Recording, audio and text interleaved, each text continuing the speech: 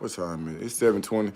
This is Buck, man. This is the best day of my life. I have an exclusive interview with Mr. Williams. Um, Today we will be discussing fatherhood, and acceptable dates. It might seem weird, but let's um let's dive into it, man. So how old are you, brother? 43. Damn, you old. You older. Those are facts. Um, how's fatherhood? It's wonderful. What have you learned about yourself since diving into this wonderful life? Well, my oldest is 13. Mm-hmm. The youngest is 2. What I've learned is that people or children evolve. And as they evolve, they change you too. How so? 13-year-old, he started off by thinking of me as just dad and seeing him as just his dad. But Mm-hmm. as he evolved and learned and got more of an understanding of who he was, he started to look at me as a person as opposed to just his dad. So Mm. if you're looking at just your father, you place them in a position that is above reproach. You place them in a position that's almost superhuman. This is my provider, this is my superhero. But as they start to grow and realize that, you know what, my dad just lied to me. Mm. Or, wait a minute, I saw my dad do that. That's some bullshit. My dad full of shit sometimes. That's what I mean. Yeah. They start to see certain things that, you know, you be more aware of them. You be more aware because they're more aware. Right. So it actually helps you to change certain patterns or whatever. Or to operate from a position of like integrity to one degree or another. Exactly, that's what I mean. Have you ever lied to one of your sons? Yeah. And did they call you on that, or did you? I mean, did was it ever found out that it was? My 13-year-old reasons like an adult. Okay. And he sent me a Was it ever found out that it was? he sent me a text message when he was 12 discussing infidelity that happened when me and his mom was married. Mm-hmm. And the way in which he was texting me, I thought it was actually his mom texting me Right. because the reasoning and the way he put thought patterns and process together. Sound like I an adult. said to myself, I said, what the hell? Mm-hmm. So it was surprising to me. But at the same time, even though the subject matter was something that I had to be accountable for and had to be accountable to him for, Mm-hmm. which was uncomfortable, I was still and still am proud that he brought that to me. I don't like the subject matter, but I was proud that he brought that to me because it said something about our relationship and him being comfortable enough to judge me in my face. Mm-hmm. He's comfortable enough to judge me audibly to the point where he felt that closeness, like, hey, you know what? He held me accountable for my actions from when he was younger. And I was proud of that. Because I never had that type of relationship with my dad. You know, when you are in survival mode, like I felt like my parents were in survival mode most of the time. It was 10 of us. You don't get to know your parents. You Mm. get to know them as providers. And they don't have time to know you. They know you as they love you. They know you as responsibilities. Mm-hmm. So me and him, he was only child for a long time. So it gave us a deeper interaction to where there was more nurturing, there was more understanding, there was more communication, there was more conversation. So with us, he got to know me as a person as opposed to just his father. And that's not a relationship that I had with my dad. Mm-hmm. That none of us who I think grew up in the era we grew up in had that type of relationship with our fathers. Can Not at 12, not at 13. Can you remember a time where Mr. Williams lied to you? You mean my dad? Yeah, that's your name. That's your dad's name, ain't it? All the goddamn time. What you mean? Oh, Shit. But I don't judge him for it. have you ever had a conversation with him as a child or as an adult? As an adult when I was 37, 38, because you have an image of your father that he's untouchable, above reproach. Mm-hmm. And then when you find out that he's not above reproach, you still not gonna say shit to him about it. Mm-hmm. Because there was a barrier there. It's an unconscious barrier where my dad right now is 71 years old. Okay. I'm 43. I am bigger. I'm stronger. I'm more youthful. But in your eyes, your dad is always a mountain to you. Right. You know what I mean? And that's a respect level there. This is gonna be good. What you do? He good. He good. I thought you was supposed to be in there. It's my 2-year-old who's always around. What's his name? I know his name, but I just want the world to know his name. Benjamin. Your name is Benjamin? Good job. That's what's up, man. Where you going? Back in there and sit down. You gonna go sit down? I go sit down. Good job. Don't mess up the light. I walk with you. Okay, go. Go play with Ashton. Hey! Hey! That's what's up, man. I had a conversation with a young man It'd be all right. Okay. I had a conversation with a young man who was disappointed in his kids' disappointment of him. What's this line about? Your dad beat you or something? Oh, that's wild. I had a conversation with a brother who was a father, and it came out in a group chat that they were kind of dissatisfied with his ability to father. Who was? His kids. And I think that he thought that he was a certain place in the realm of fatherhood, and they had an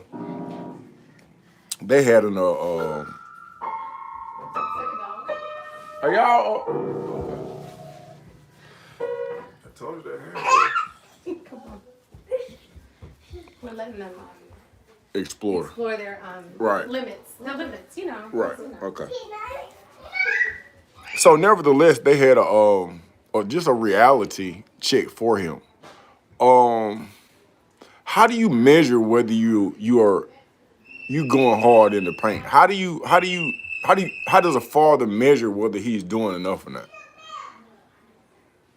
You never doing enough, but you judge it. You're not gonna know it immediately. You judge it by you judge it by your children's identity, how they see themselves, how comfortable they are with themselves, how they see the world, how they interact with the world, if they know who they are. And that's something that you can't know immediately. You judge it by their awareness to their surroundings. Like, you see them? Mm-hmm. Like, I'm teaching them to be that they can always depend on their father. Mm-hmm. However, you have to transition that into teaching them to be independent too. So how do you balance? I'm teaching them that they can always count on me by being here. Hey. Boy, Go back in there. Go sit down. Is it money? I told you a handful. So you at the same time you teach them, okay, you can always count on me by always being there for them mentally, physically, emotionally, spiritually. But then you have to transition that into teaching them how to be men. So it's like you nurture them as sons, but then you're not raising them to be sons. You're raising them to be men. And there's a transition that has to happen there. So what is your status right now? As far as what? I mean, status as far as relationship status. I'm single. Um, is the divorce finalized? Not yet, no. Is it possible? Are you dating right now? I'm just asking if it's, that's not a question I need I to ask. am not dating. Okay. To quote, uh, boy, listen. This is why I'm not. Right here. Right. You see this? This is a 24-hour job. You put them down for 2 minutes, and they up. Hey, listen. What you gonna do is you gonna go over there. You gonna sit down. You're not gonna come here no more. Okay? You understand? Okay. Go. So at the end of the day, a child should, at the end of the day, if you're a real parent, your child should not have to adjust to you. You adjust to your child. Mm-hmm. So right now, they're 2, almost 3 and 4. So my life is a constant adjustment to accommodate what they need. So oftentimes relationships take your physical, mental, emotional energy. I don't have the time or the energy to give to anyone but them. Mm. You know what I'm saying? They're at that stage where they need constant nurturing, constant reassurance, constant accommodation. Like, case in point, I'm gonna give you like say Saturday and Sunday.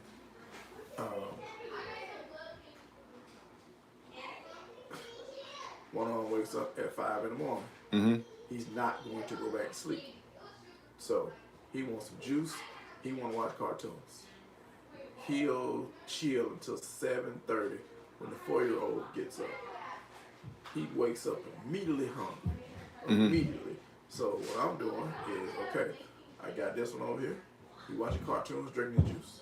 And I know I got 2 hours until the 4-year-old wakes up and he's immediately hungry.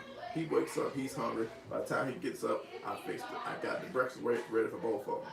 So if they have their breakfast, I know that 2-year-old who woke up at 5 in the morning, at 11 o'clock on the dot, he gonna pass out. And if he don't pass out, he gonna be tired and cranky. He gonna be mad. He gonna be mad till he falls asleep. Mm-hmm. So I said, okay, cool. 11 o'clock, he in the bed. By 12, the 4-year-old be ready to go to sleep. I know I got time then to either clean up the house, get some work done, work on my own projects, or just chill. But my ass probably gonna be asleep. Right. Because I need to sleep when they sleep. They're gonna both get up at the same time around 3:30, 4 o'clock. Then they're gonna have some kind of activity. Either you're gonna take them outside, you're gonna take them somewhere, run around, do whatever you gotta do, but you know that you gotta feed them again. Right. So, that's not conducive to me dating anybody. That's not even conducive to me talking on the phone with nobody for no long time. You know what I mean? Because then when I'm talking on the phone, they go, who that, daddy? Who that? Who that? And then they're going to start acting out because they want their attention. So, like I said, parenting or real parenting is your children don't adjust to you, you adjust to them, to what they need. And as they get older, their needs going to change. And then that's when you still never stop being a parent, but the focus is not more so what they need physically, but what they need mentally, what they need emotionally, what they need spiritually. Okay. So, what advice could you have for another father? And this is what I'm gonna do with this interview. I'm gonna cut it. I'm gonna keep it to 15 minutes, and the reason being is because the people in the chat are saying they got a lot of background noise, and I don't want to. Because all the kids. Yeah, I don't want to. I don't want to alter the theme that I already got going on.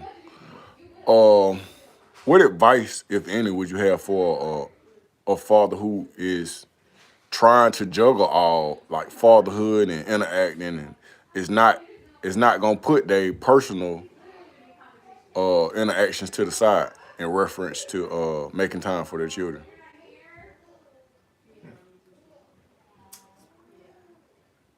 What advice would I give them? The black man said, "What's up?" Someone said, what's up? Oh, you tell him. You talking to him? What's up, bro? I don't have any advice. father who is not willing to put his personal interactions aside for the sake of his children's well-being is not a father. Mm-hmm. It's not a parent. He's a nigga. That's what I wanted. The view just went up. All right, let's talk about this then. I think we got 5 more minutes. I think we can go a little further. So what's the difference between a father and a nigga then? A father is someone who takes care of his children. Right. Physically, mentally, emotionally, spiritually. He takes care of their well-being and puts their needs above his own. Okay. Because it's about sacrifice. But you know what? When you love your children, it's not about sacrifice. It's not a sacrifice to you at all. You know, it's like if there is only one more piece of bacon and you ain't ate yet, and they done already ate, but they want that piece of bacon, you're going to give them that goddamn piece of bacon. Right. I'm going to give it to them. Right. Or it's about like sacrificing your sleep, or I don't remember the last time I bought no clothes. Me neither, bro. Like, I just got out of work. These Walmart specials, I know I got a hole in this shirt right here. You know what I mean? But That was classic. That was classic. but the kids, one of them is a size 10, and one of them is a size 7, almost size 8. Yeah. So what I know is they 3 and 4, or 2 and 4. So they're gonna need shoes in the next month. They're gonna need clothes within the next 2 or 3 weeks. So no, I'm not buying me no clothes. I'm finna learn how to sew. I'm finna clean this shit off and make it do what it do. So it's not about love. Ain't no sacrifice in love. So when you're a father, it's not about you. It's about them. All from then on, it's about them. Facts. No matter what. So if it's a person or a dude who feels like he's a father, but gonna put his kids to the side for his own pursuits or for his own happiness, got nothing good to say about you or to you. So you've been a person that I've known for a long time, and you, even though you may not be involved in something, you've always got an opinion. And so sometimes you'll call me and you'll have these epiphanies. Is that correct? Yeah, That's what cause my uncle, he be calling me, and saying the same thing, and with the same energy. So in Atlanta specifically, if you could, how would you not rate the dating scene, but how would you explain it to a person whom is foreign to just the misunderstandings, the myths, and the norm? If that question makes sense. I know that was like a Atlanta. no, Atlanta. Atlanta. Without the T. I think Trans Lee said, Oh yeah. he said, maybe Atlanta is not a love city. Yeah. Where you can pay a stripper to suck you off and suck your titties. Mm-hmm. You know, so if you are in Atlanta and you have the right mindset, or you know what, there's no such thing as the right mindset. Mm-hmm. It's about what you're looking for, and it's about honesty, it's about being transparent. Okay. Now, in Atlanta, if you are, it's twofold. If you're a woman of a certain age, good luck. You say good luck, bro. That good luck, like Yeah. go get them, champ, or good luck, like Good luck, because you're going to need it. damn. Because, think about it like this. There are so many women in Atlanta. Yeah. So many eligible women in Atlanta. Facts. But the same cannot be said of eligible or respectable or selectable men. So at the end of the day, you have men who have an agenda. And an agenda is something that is temporary. Where you have women who have a plan. So a plan is something that is more it's for longevity. You know what I mean?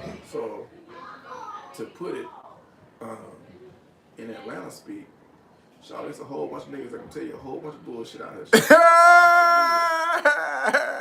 So what they gonna do? Was that a translation? It was. So what I'm saying is, you can't. If the advice is for women, you can't trust none of the nigga tell you. Hold on, let me. Let's say the advice is not just for women. See, you're the father of sons. Yeah. So just hypothetically, I just need for you to have a 19 or a 20-year-old daughter. So now when I say women, I'm not talking about just some random individual. I'm talking about your seed. What would you tell your 19 to 20-year-old daughter in reference to dealing with these brothers? I will tell them, do not trust anything that they say or anything that they do. Because the easiest thing to fake is sincerity. So, consistency, on the other hand, is not easy to fake. Okay. So, they're going to tell you they love you, they're going to tell you they want you.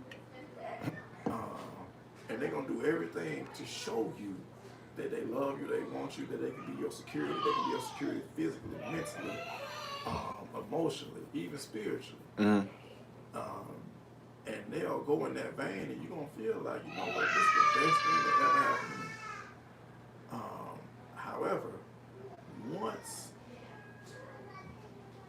that post-nut clarity get kick in, after they have hit it once, a couple times, if they really like you, that consistency is not going to change. But if you are just a conquest to them, that consistency will change to the point where they're going to call you less. Mm-hmm. They're going to talk to you a little less. Because at the same time, there's another conquest going on. So, men trade. Men will give you love for sex. Meaning they'll present the love to get the sex. You feel what I'm saying? Mm-hmm. They'll present the facade or the image or the construct of love to hit it. Whereas women lead by emotion for the most part. Mm-hmm. So they will feel that love or feel that connection, and then in turn, the sex will follow. Mm-hmm. So for them, it's a natural or an organic pathway. Like, you are making love to someone mentally, spiritually, emotionally before you make love to them physically. So because you're doing that, that physical part will follow with women for the most part. Mm-hmm. But with men, if they've learned to present as giving you that mental, spiritual, or emotional love to get the sex, Mm-hmm. that's what happens. So then how then can you trust it? You can't. You can't until it's consistent. Mm-hmm. So that's why I say don't trust nothing they say or nothing they do until it's consistent. And they say, I've heard it said that ain't nothing stronger than the power of pussy. There's only one thing that's strong. There's only one thing stronger than the power of pussy. That's the promise of pussy. So why you think they getting flued out? It's the promise of It's the promise. the promise be better than the prize. They getting flued. Why you think they getting bills paid, all stuff like that? Because they promise something. So it's like the anticipation before you actually get it. So a lot of times, you know how it's like dangling a carrot in front of a horse. Mm-hmm. You dangle that carrot, you just nibble a little bit. He gonna come a little forward. Nibble it some more. He come a little further forward. But once you give it to him, is it gonna be the same sense of urgency that it takes to provide for you, to provide your mental to provide for your mental stability, for your emotional stability, for your spiritual stability. Only time will tell. But by then, you done made 2, 3 baby daddy mistakes. Ebony say she don't think you getting no coochie. Well, Ebony. Ebony Giada. You ain't gotta respond to that, but everything else on here is but I guess